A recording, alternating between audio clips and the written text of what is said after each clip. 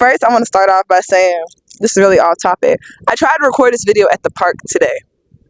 When I was at the park, the birds were trying to attack me and my dog, and I just really wasn't going for it. And what you say now? Tell me what you said. You said that you would come again. You said that we would remain friends, but you know that I do not depend on nothing or no one. So what? Alright, hey you guys, of course I forgot to do this again for a monthly mental health check-in. Another disclaimer. So, first things first, as you can tell, this is a monthly mental health check-in, and I forgot to ask the most important question.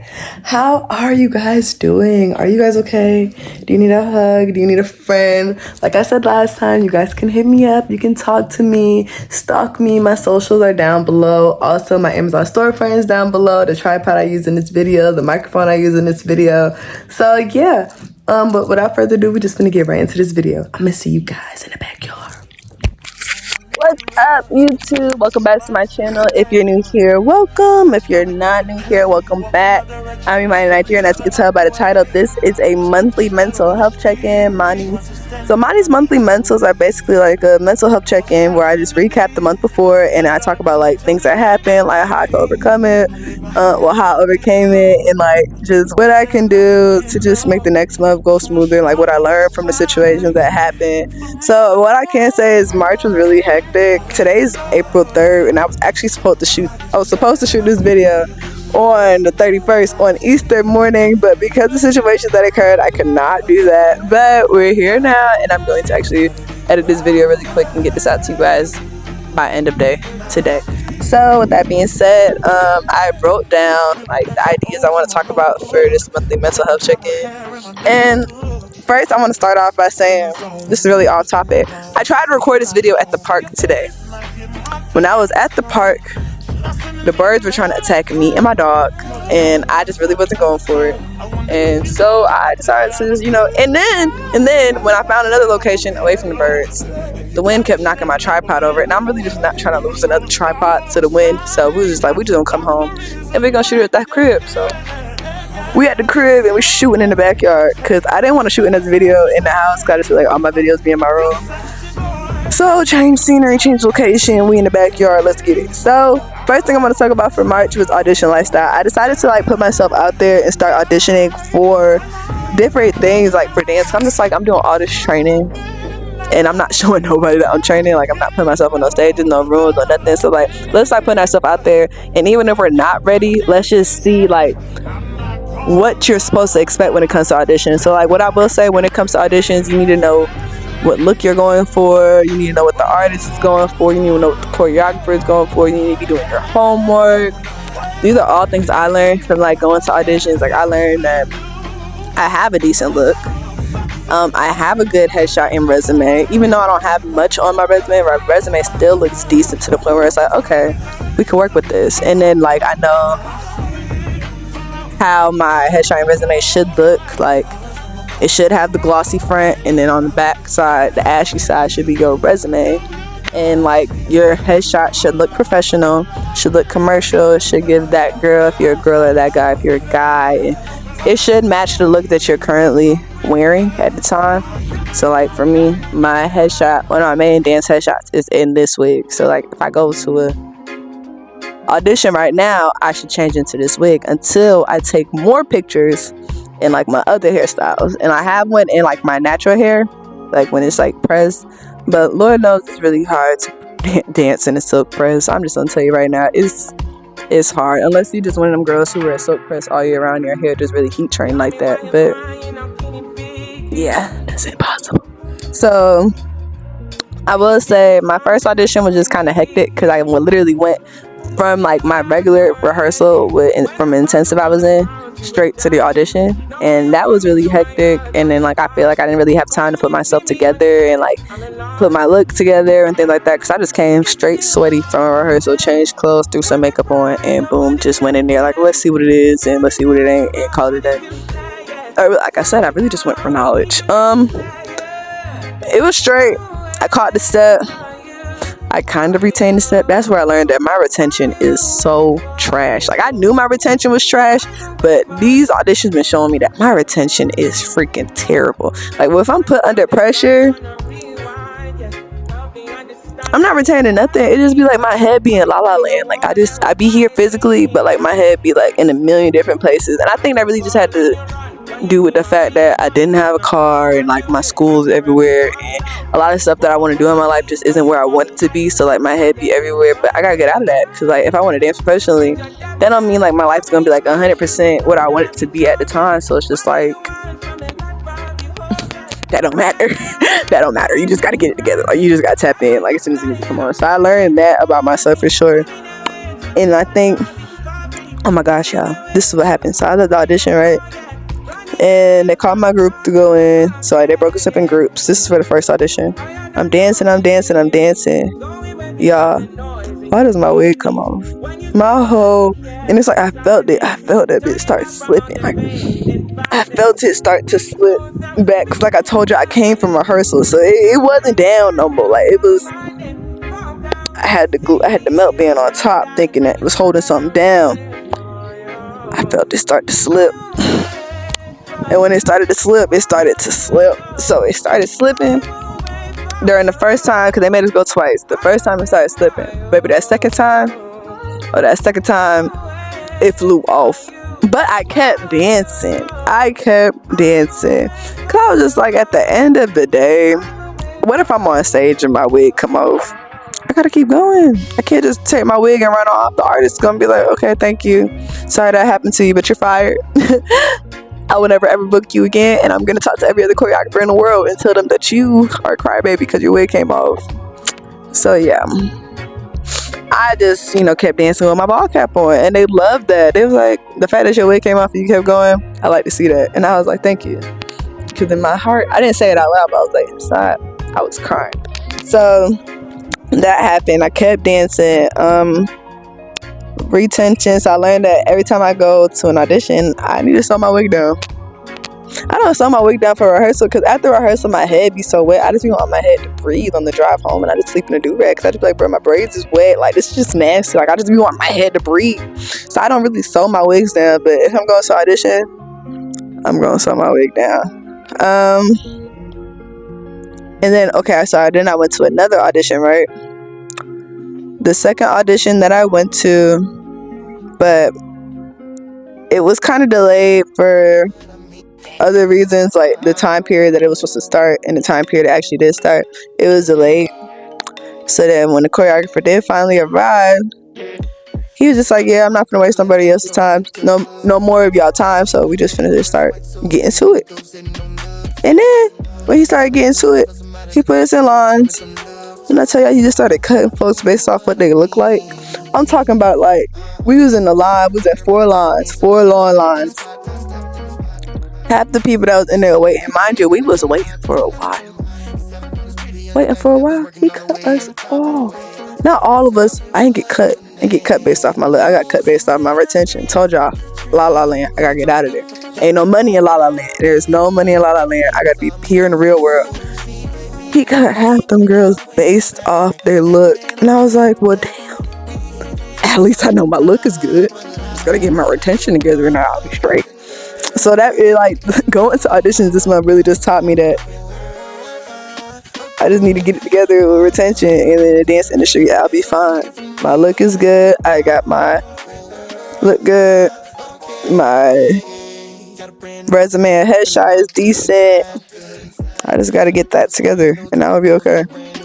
So I'm not really worried about dance. That's what this month taught me. Like, dance, it's a work in progress still, but like, I really just got to get my retention together, and I'll be okay.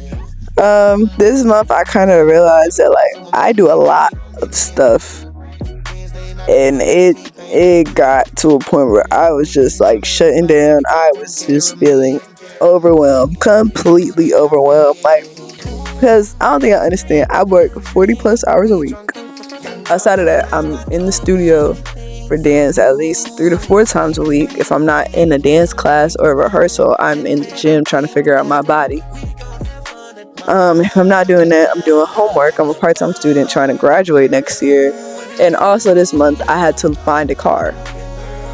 So like I just really felt overwhelmed. Like the whole month of March, I was just like, bruh, I'm not above no type of water. Like I just felt like I was sinking. I just felt like I was like really drowning. Like I just couldn't do nothing. I wasn't really doing nothing for YouTube, for real. Not gonna lie, cause like I just felt like, bruh, like this is a lot. That's why like every time I saw like an opportunity like where I could just bring myself up, like an audition or things like that, I'm like, let me just do something so I feel like I'm doing more. And it's not like I just wasn't doing no schoolwork or wasn't working on anything for YouTube, because I was, but I just feel like I was coming up short with everything I was doing, if that makes sense. Like I just felt so overwhelmed that I was just coming up so short. Like I wasn't doing enough. Like I was doing stuff, but I wasn't doing enough. So like that was just like really overwhelming for March. Like March was just like one of those months where it was just like, for like, can I breathe? Like I was looking, and it's crazy because like March for college students, March is spring break month. So, and even though I didn't do nothing for spring break, like I worked through that whole week, and I was just like, that's gonna be the week I just catch up on life. When I tell you that was the week I slept, like every day I got off work and went to rehearsal, I did like an assignment each day, but I slept. I was just like, I used that week to catch up on sleep. Like, and there is no such thing as catching up on sleep. Like, if you just missed that day of sleep, you just missed it. You can't really catch up on no sleep, for real. So, what I learned is that I don't have no work-life balance. Like, everything I do is like work. Like, school is considered work for me. Dance, at this point, is considered work for me. YouTube is considered work. Job is actually considered work. Even finding a car was considered freaking work. So everything I'm doing was like work. Like, and I really didn't have no balance to just have fun and just, you know, just be myself. Like going to the gym and like dancing in like the rec room, and just like freestyling and practicing. Like that's fun for me. So that's just like my time for myself, to just be in there and be me. But I wasn't even really able to do that this month. Like I was just running around the city. That's what I was doing, just running ragged around the city. So really what I learned is I gotta take days one day at a time. Like I just gotta stop feeling like I'm overwhelmed, because at the end of the day, all these things I'm doing is like for the betterment of me, and I'm doing all of these things to progress for myself. So it's just like I gotta stop feeling like these are things that are just not necessarily, because they are overwhelming, or just not necessarily things that are like just beating me up, but just realizing that these are the sacrifices that I'm trying to make for myself, so that way I am, what's the word I'm looking for? These are the sacrifices that I'm trying to make for myself, so that way I am living the life that I'm trying to live within the next year or so, like, or years or so, whatever God's plan is for me, because honestly I don't know that. So it's just, this month was just really crazy, man. It was just like, just trying to find that school life balance or that work life balance. It's hard, and it's really hard for me right now. At this moment in time, it's hard for me to just get mad at myself for not getting something done. It's hard for me to like not get mad at myself for something not getting done. Like I just feel like I kind of feel like, damn, Imani, like why ain't you do this or why ain't you do that? But it's like, bro, you only got 24 hours in a day, and like 8.5 of those hours you at work, really 9. So it's just like, what do you expect? And then like the other 5 to 7, you trying to like catch a cat nap, and then like those other hours, like you either dancing or you just trying to literally breathe. So it's like I gotta stop blaming myself for stuff not getting done when it comes to like school and dance. But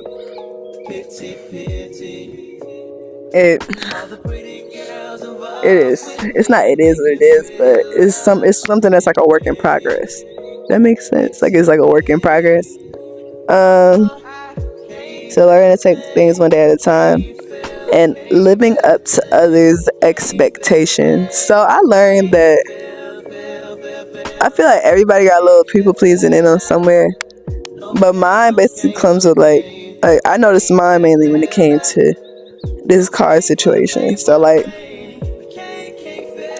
I had to find a car in March because that's just the time period I gave myself. I was already got in my accident. Like I told you, I got in my accident at the end of January. So all February, I was out of a car. And March was like, okay, you got to get back in a car. Like you need a vehicle. You need a vehicle to get around point A to point B. And you just don't like relying on anybody. So you just need your own car.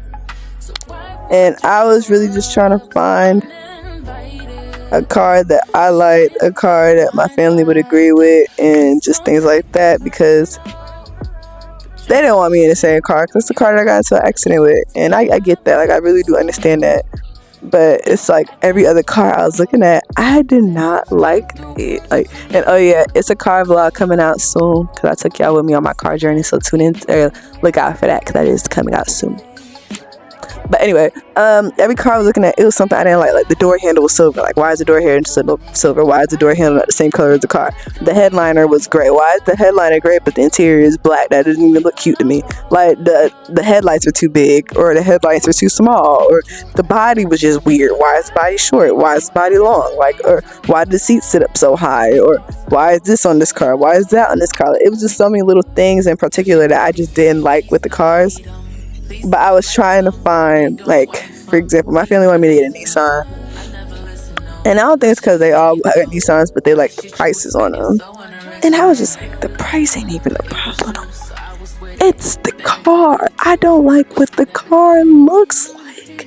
Or a Toyota, because it was like, Toyotas are reliable cars. And I'm like,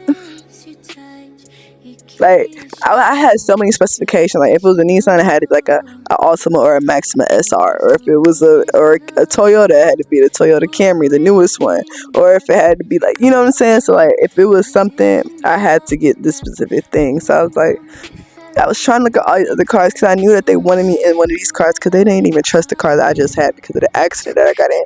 And I get that. Like, I really do get that. But I feel like I was just trying to find a car that made them feel safe that I was in it, rather than buy something that I like and that I want to pay for every month. Like, at the end of the day, guess who's responsible for this car note? So guess who has to like what they're driving? So guess who ended up buying what they like? I bought the same exact car that I got into an accident. Meet Baby 2.0. I got the same exact car, brand new, off the lot. This one had more miles on it than the one I got. So like, when I bought Baby, she had 13 miles on it. This one had 167 miles on it. I'm assuming that was just like people taking it on test drives. But yeah, because I was the first owner for this car as well. Baby 2.0, I like her. I love her. She reminds me of Baby. I'm not gonna lie, Baby 2.0 already kind of stressed me out a little bit because the day I bought her, why did I get a flat tire?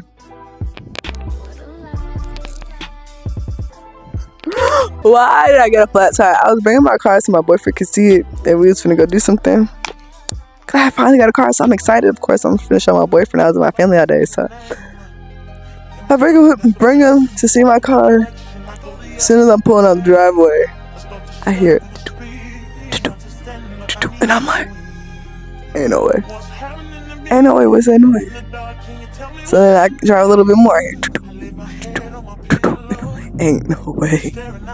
He get out the car, and my boyfriend's like really calm, like he's one of those really chill guys, and he was like, yo, tire flat. I was like, ain't no way. So he's like, we could try to put some air in it. I went to the gas station, try to put some air in it, but I mean, that thing was not going up at all. He had to change my tire and put the spare on it.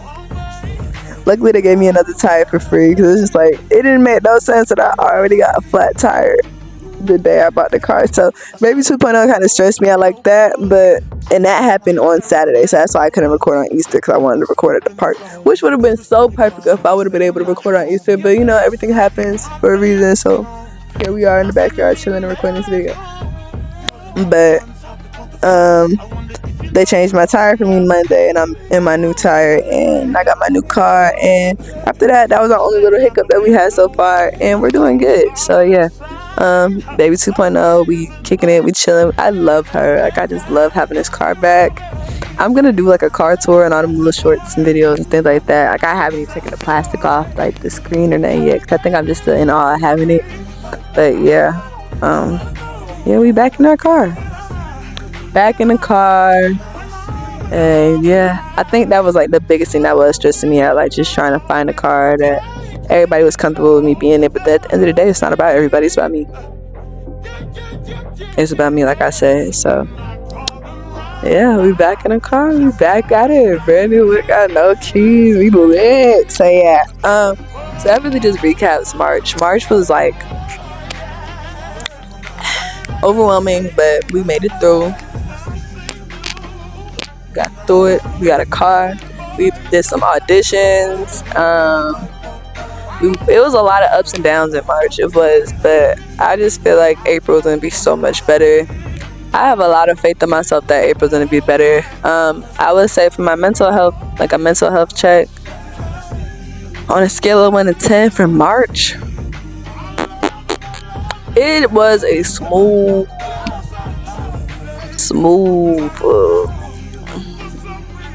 5. It was really ups and downs.